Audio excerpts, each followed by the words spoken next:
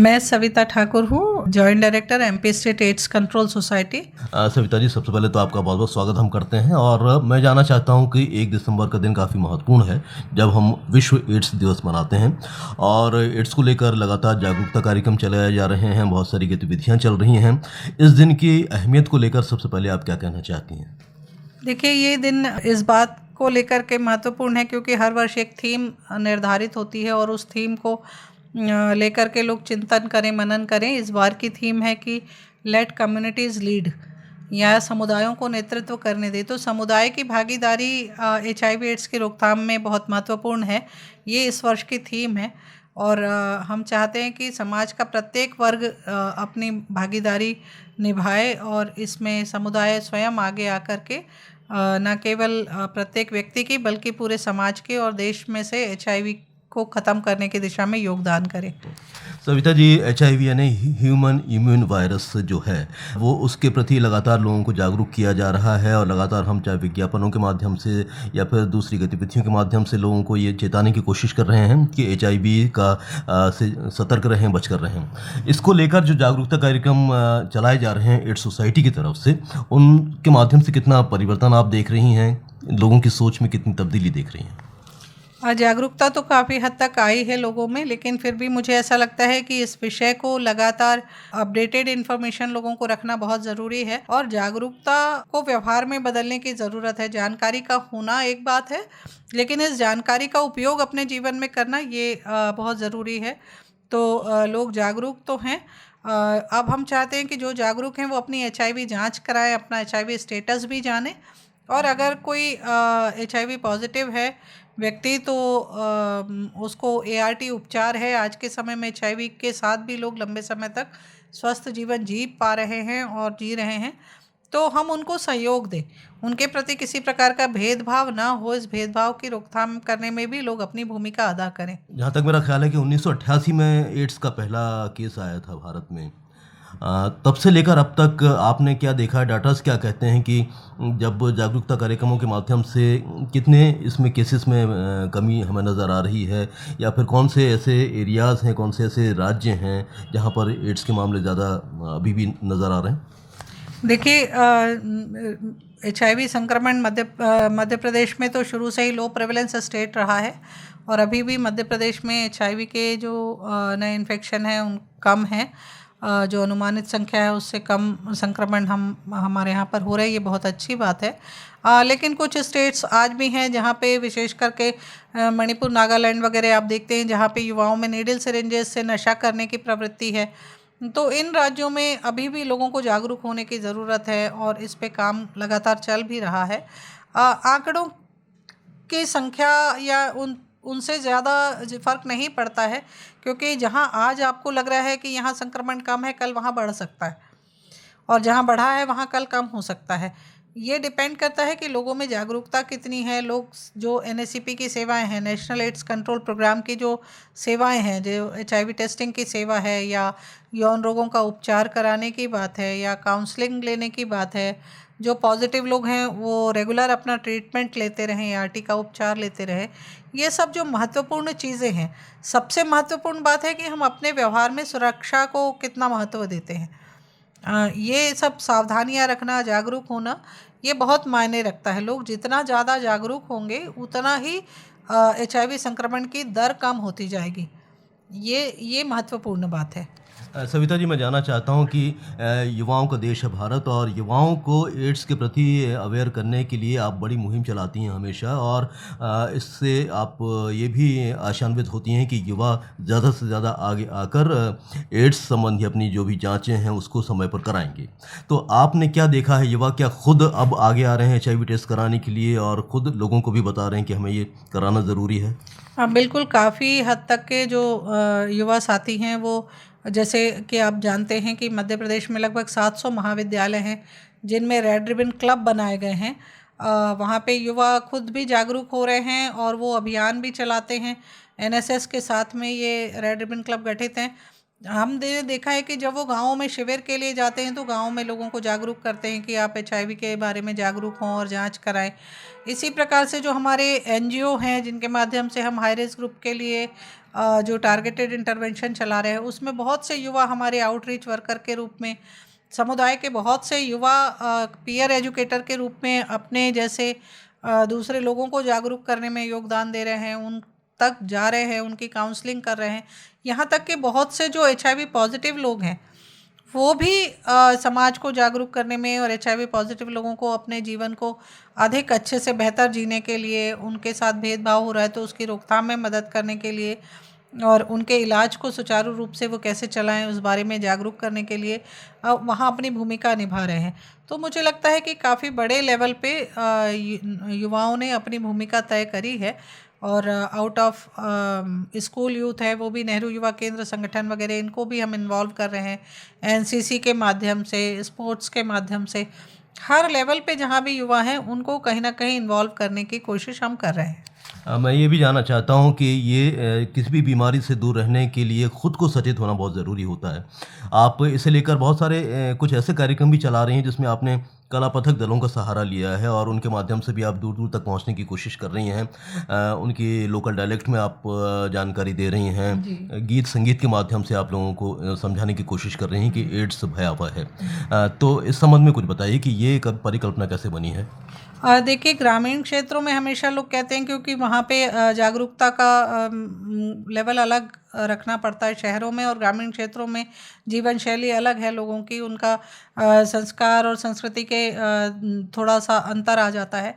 तो जो ग्रामीण परिवेश है वहाँ आज भी लोक संस्कृति जो है वो बड़े मायने रखती है, लोक परंपराओं को लोग बहुत पसंद करते हैं। तो हमने सोचा कि जो हमारी एक तरफ हमारी सांस्कृतिक जो प्रस्तुतियां हैं उनको भी हम जीवंत रख सकते हैं और क्यों ना उसके माध्यम से लोगों में एचआईवी एड्स की जागरूकता करी जाए। तो हमने भारत सरकार के सूचना प्रसारण मंत्रालय का जो सॉन्ग एंड ड्रामा डिवीज़न है उसके साथ समन्वय किया और कई वर्षों से उनके पास जो टीमें रजिस्टर्ड होती हैं, दर्ज होते हैं कलाकार, उनको हम ट्रेनिंग देते हैं और वो ट्रेनिंग के हम एचआईवी एड्स के बारे में उन्हें बताते हैं और किस तरह से लोगों को जागरूक करना है। तो वो टीमें प्रशिक्षण प्राप्त करती हैं और उसके बाद वो ग्रामीण क्षेत्रों में जा कर के विभिन्न अंचलों में इसके बारे में लोगों को जागरूकता देती हैं, संदेश देती हैं। तो उसका एक अलग ही इम्पैक्ट होता है क्योंकि कोई व्यक्ति मनोरंजन के साथ में आपको जानकारी दे रहा है तो लोग खड़े होकर सुनते हैं और इंटरपर्सनल कम्युनिकेशन वहाँ पर हो रहा है, लोग उनसे सवाल भी पूछ पाते हैं। कोई और जानकारी लेना है तो हमारे स्वास्थ्य विभाग के लोग भी वहाँ पर होते हैं, उनसे भी पूछ सकते हैं। तो ये अपने आप में एक बहुत ही अच्छा प्रयोग है और इसमें को लोगों ने काफ़ी सराहा है। एक सवाल और मेरे जहन में ये आ रहा है कि आजकल जोर दिया जा रहा है कि परिवार में माता पिता बच्चों को एचआईवी संबंधी जानकारी दें, एड्स के बारे में बताएं ताकि वो उससे सचेत रहें। इसे लेकर आपने क्या परिवर्तन देखा है लोगों को परिवारों में जाके, आप क्योंकि आप फील्ड पर भी जाती हैं, आपने क्या देखा है? देखिए, ये तो अभी भी संकोच का विषय है कि हम दूसरों के बच्चों को तो जागरूक करने की बात करते हैं, या अगर मैं प्रोफेसर हूं तो मैं मेरे कॉलेज के बच्चों को बता सकती हूं, लेकिन मेरे खुद के बच्चे से मैं बात करने में कितना अपने आप को तैयार पाती हूं, ये बड़ी चुनौती है। लेकिन अब इस दिशा में भी लोग जागरूक होने लगे हैं और मैं तो अपील करना चाहूँगी बल्कि सभी पेरेंट्स से कि अगर आपके घर में किशोर बच्चे हैं, युवा बच्चे हैं, तो क्योंकि उनके पास जो मोबाइल है या उनके पास जो इंटरनेट की सुविधा है, ये एक और बहुत बड़ा साधन है हमारे विकास के लिए, वहीं कहीं ना कहीं ये उनको भटकाने के लिए भी बहुत प्रेरित कर सकता है, उसका जोखिम भी बहुत सारा है। तो अगर आप अपने बच्चों को से बात करते हैं, उनको पहले से ही इन खतरों के बारे में जागरूक करते हैं, तो एक तरह से आप अपने बच्चे को किसी रिस्क में पड़ने से पहले ही सुरक्षित कर लेते हैं। तो अभी पेरेंट्स में भी जागरूकता आ रही है। आजकल तो बहुत सारा लिटरेचर भी अवेलेबल है, बहुत सारे शॉर्ट मूवीज़ भी हैं, आप उनसे ज़रूर बात करें। अगर ना कर पाते हो तो किसी काउंसलर के माध्यम से या आपके स्कूल में टीचर्स के माध्यम से है, या रोल प्ले या दूसरे भी बहुत सारे माध्यम हैं जिसके द्वारा हम बच्चों को जागरूक कर सकते हैं। लेकिन बात करना ही चाहिए, संवाद के अलावा और कोई तरीका नहीं है कि हम अपने बच्चों को सुरक्षित रख पाएँ। बिल्कुल, संवाद एक बहुत बड़ा ज़रिया है ताकि हम अपने मन की भावनाएं बच्चों से शेयर कर सकते हैं। अब आते हैं 1 दिसंबर के कार्यक्रमों पर। बताएं कि इस बार कौन सा आयोजन आप कर रही हैं एड्स सोसाइटी की तरफ से? एड्स नियंत्रण समिति द्वारा इस बार बहुत व्यापक स्तर पे कार्यक्रमों का आयोजन किया जा रहा है। हमारे जितने लगभग हमारे पास 80 करीब हमारे जो एनजीओ पार्टनर हैं उनके माध्यम से हम लोग न केवल ज़िलों में कार्यक्रम कर रहे हैं, बल्कि हम ऐसे समुदायों तक भी पहुंचने की कोशिश कर रहे हैं। ऐसी जगहों पे भी प्रचार प्रसार कार्यक्रम करने की कोशिश कर रहे हैं जहां अमूमन लोग कार्यक्रम नहीं करते हैं, जैसे बस स्टैंड्स है, टोल नाके हैं, या श्रमिकों के जो पॉइंट्स हैं वहाँ पे भी हम कार्यक्रम कर रहे हैं। रेड रिबन क्लब के माध्यम से युवाओं के लिए गतिविधियाँ हम कर रहे हैं। वहीं जिला स्वास्थ्य समितियों के माध्यम से हम लोग जन सामान्य के बीच में भव्य स्तर पे कार्यक्रमों को कर रहे हैं, जागरूकता कार्यक्रमों को। रैलियां हैं, मैराथन है, कहीं कहीं पे क्रिकेट स्पर्धा भी हो रही है। साथ में हम ऐसे संस्थानों में भी कुछ कार्यक्रम, हम पूरा पखवाड़ा आयोजित कर रहे हैं। पूरे प्रदेश में 1 दिसंबर से 15 दिसंबर तक विश्व एड्स दिवस पखवाड़ा आयोजित हो रहा है। इस फोर्टनाइट में लगातार 15 दिन तक गतिविधियां जगह जगह संचालित होंगी, कार्यक्रम होंगे जिसमें तमाम तरह की गतिविधियां हैं। मॉब फ्लैशेस भी हैं। कुछ जगहों पे हमने, अगर भोपाल की मैं पर्टिकुलरली बात करूं तो हमने जादूगर के माध्यम से ऐसे स्पॉट्स, ऐसे मार्केट या भीड़ वाले जगहों को चिन्हित किया है जहां वो रोचक ढंग से HIV एड्स का मैसेज लोगों तक पहुंचाएंगे। तो ऐसे तमाम गतिविधियां हैं। कल्चरल एक्टिविटीज़ हैं, वो भी हर ज़िले में कहीं ना कहीं हो रही हैं। समुदायों के लिए, उच्च जोखिम के जो समुदाय हैं, बहुत सारे जो हमारे ART केंद्र हैं, मेडिकल कॉलेजेस हैं, इनमें लगातार टेक्निकल सेशंस हो रहे हैं, कार्यशालाएं हो रही हैं। लोगों को सेंसिटाइज किया जा रहा है कि भेदभाव ना हो, वहाँ पे लोगों को सही ढंग से HIV एड्स के बारे में मालूम हो, खुद को भी सुरक्षित रख सकें। तो तमाम तरह की व्यापक स्तर पे है। और भोपाल में कल 1 दिसंबर को जो कार्यक्रम है, सुबह रैली का आयोजन है, फिर हॉल में एक जागरूकता गतिविधियों का आयोजन है जिसमें युवाओं ने जो पोस्टर प्रतियोगिताएं की हैं, नारा लेखन किया है, उसकी प्रदर्शनी भी है।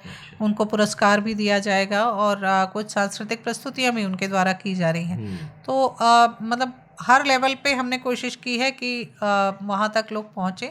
इंडस्ट्रीज़ के साथ भी कोशिश की है कि कुछ इंडस्ट्रीज़ हैं उनको भी हमने पहले मीटिंग की थी, कुछ विभागों का भी सहयोग ले रहे हैं। तो बड़े स्तर पर गतिविधियां आयोजित की जा रही हैं। और बड़े स्तर पर जब गतिविधियां आयोजित होती हैं तभी हम एड्स के खिलाफ जो जंग है उसमें विजयी होंगे, है ना। और इस बातचीत के माध्यम से जब आपसे बातचीत करने का मौका मिला है तो हमारे श्रोताओं को बता दें कि एड्स किन कारणों से फैलता है और कैसे हम इसका बचाव कर सकते हैं। HIV ह्यूमन इम्यूनोडेफिशिएंसी वायरस एक ऐसा वायरस जो आपके शरीर में आने के बाद में हमारी रोगों से लड़ने की शक्ति को कम करते जाता है। और जब रोगों से लड़ने की शक्ति कम हो जाती है, जो बहुत सारी बीमारियों के लक्षण आना शुरू हो जाते हैं, तो उन लक्षणों के उस समूह वाली अवस्था को हम एड्स कहते हैं। एक्वायर्ड इम्यूनोडेफिशिएंसी सिंड्रोम है, मतलब लक्षणों का समूह आने लगा है। ये वायरस शरीर में 4 प्रकार से ही जाता है। अगर हम नवजात शिशु की बात छोड़ दें तो हम लोगों के लिए 3 सावधानियां ही पर्याप्त हैं अपने आप को सुरक्षित रखने के लिए। पहला, हम ऐसे असुरक्षित यौन संबंधों में ना पड़ें। हम संयम रखें, अपने साथी के प्रति वफादार रहें। लेकिन अगर किसी कारण से हमें लगता है कि दोनों चीज़ें हमारे बस की नहीं है तो कृपया करके कॉन्डोम का इस्तेमाल करें और स्वयं सुरक्षित रहें, अपने परिवार को सुरक्षित रखें, अपने जीवन साथी को, अपने पार्टनर्स को सुरक्षित रखें। दूसरा, किसी भी स्तर पे नीडल सिरिंजेस की शेयरिंग नहीं होना चाहिए। अगर कोई HIV संक्रमित नीडल सिरिंज का दोबारा उपयोग होता है, उसमें HIV संक्रमण होने का जोखिम काफ़ी बढ़ जाता है। तो युवाओं को विशेष करके मेरा अनुरोध है कि नशा ना करें, नीडल सिरिंज से नशा तो बिल्कुल ही ना करें, और नीडल सिरिंज की शेयरिंग ना करें किसी भी स्तर पे। चाहे आप टैटू बनवा रहे हों, टीकाकरण के लिए जाएं, अस्पताल में इलाज के लिए जाएं, या डेंटिस्ट के पास दांत निकलवाने जा रहे हैं, सतर्कता हमेशा रखिए। ये 2 मेन चीज़ है जिस पे हमें सावधानी रखना है। संक्रमित रक्त चढ़ाने से हो सकता है, भगवान न करे कोई दुर्घटना हो, बीमारी हो, या किसी कारण से किसी को HIV संक्रमित रक्त चढ़ जाता है तो उसमें HIV संक्रमण होने का खतरा रहता है। लेकिन सरकार ने लगातार जो पॉलिसी चेंज किया है HIV वायरस आने के बाद से जो हुआ है, तो हम सबको जानकर खुशी होगी कि ब्लड के माध्यम से होने वाला संक्रमण लगभग समाप्त हो चुका है। लेकिन फिर भी जागरूकता बनाए रखिए। ब्लड की जब भी ज़रूरत पड़े तो हमेशा लाइसेंस ब्लड बैंक से ही लेना चाहिए, और ये इंश्योर कर लें कि वहाँ HIV का टेस्ट हो चुका है। तो ब्लड के माध्यम से होने वाले संक्रमण को हम काफ़ी हद तक रोक सकते हैं। एक और उम्मीद भरी बात है कि अगर कोई महिला HIV संक्रमित है और वो गर्भवती है तो अब वो एक HIV नेगेटिव शिशु को जन्म दे सकती है। अभी तक हम लोगों को हमेशा ये डर रहता था कि इसका बच्चा कहीं इन्फेक्टेड ना हो जाए। इसके लिए भी समुदाय की भागीदारी बहुत ज़रूरी है, जागरूकता बहुत ज़रूरी है। अगर कोई भी महिला गर्भ धारण करती है तो जल्दी से जल्दी अपनी HIV की जांच करा ले। जितनी जल्दी उसे ये पता पड़ता है कि वो गर्भवती है उतनी ही जल्दी HIV टेस्ट करा ले। अगर HIV पॉजिटिव आते हैं तो बिल्कुल घबराने की ज़रूरत नहीं है। आप नज़दीक के ART केंद्र में उनका पंजीयन कराएं, उनका ART उपचार शुरू करें। जब डिलीवरी हो ART की दवाएं नियमित रूप से लेती रहें वो, और जब डिलीवरी हो तो वो इंस्टीट्यूशनल डिलीवरी हो, संस्था में प्रसव हो। डॉक्टर्स को आप अगर बताते हैं कि ये HIV पॉजिटिव मदर है तो बच्चे को भी जन्म के बाद में जो ज़रूरी दवाएं देना है, जन्म के बाद बच्चे की जो ज़रूरी जांचें होना है, तो वो तमाम सुविधाएं सब जो निःशुल्क है इसका लाभ लीजिए और नवजात शिशुओं में संक्रमण को हम रोकने में अपनी भूमिका निभा सकते हैं। बहुत ही महत्वपूर्ण आपने विचार व्यक्त किए हैं और आपने ये कुछ उम्मीद भरी खबरें भी बता दी। ये भी हमारे बातचीत का एक बहुत ही महत्वपूर्ण पहलू है। और इससे पहले कि बातचीत को समाप्त करें, आप विश्व एड्स दिवस पर एड्स नियंत्रण सोसाइटी की ज्वाइंट डायरेक्टर होने के नाते मैसेज क्या देना चाहती हैं श्रोताओं को? मैं यही मैसेज देना चाहती हूँ कि आप स्वयं सुरक्षित रहें और HIV संक्रमित लोग जो भी हैं उनके प्रति सकारात्मक व्यवहार रखिए। वो अपराधी नहीं है, उनको उसी तरह से ट्रीट किया जाए जैसे दूसरे बीमार लोगों को हम ट्रीट करते हैं। अगर हम उनका जीवन जीने में सहयोग करते हैं, किसी भी प्रकार से उनको HIV पॉजिटिव होने के कारण उनके हक ना छीने जाए, उनको भी तमाम उनके अधिकारों के साथ जीने का अवसर दिया जाए, तो वो बेहतर ढंग से जीवन यापन करेंगे और लंबे समय तक स्वस्थ रह सकते हैं। HIV सबके जानने का विषय है, सबको जागरूक होने की ज़रूरत है। जागरूक बनिए, सुरक्षित रहिए। इतने महत्वपूर्ण विचारों के लिए और इतनी तमाम जानकारी देने के लिए सविता जी, हम आपके बहुत बहुत आभारी हैं और हमने उम्मीद की है कि हमारे श्रोता आपकी बात को अपने जीवन में उतारेंगे और एड्स से परे रहेंगे। इस बातचीत के लिए बहुत बहुत शुक्रिया आपका। आपको भी धन्यवाद और सभी श्रोताओं को मेरा नमस्कार।